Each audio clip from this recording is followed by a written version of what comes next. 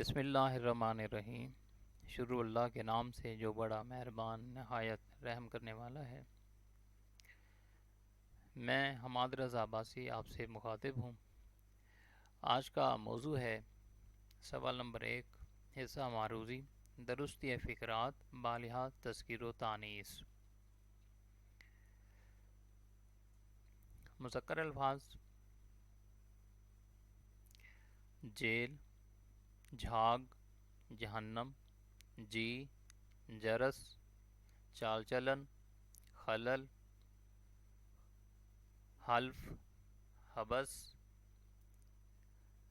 زبر، خلت، خواب، خمیر، درد، درشن، دہی، دوزخ، درہ، دام، دہن، دیوان، ربڑ، رجحان، راہ، زیر، سازباز، ستم رسیدہ۔ یہ تھا بیٹے آپ کے جتنے بھی الفاظ ہیں یہ مذکر استعمال ہوں گے۔ ان کے ساتھ جو صفت یا فعل استعمال کی جائے گی وہ مذکر استعمال کی جائے گی۔ اس کے بعد ہے مؤنث الفاظ۔ ان کے ساتھ جب بھی صفت یا فعل استعمال ہوگا وہ مؤنث استعمال ہوگا۔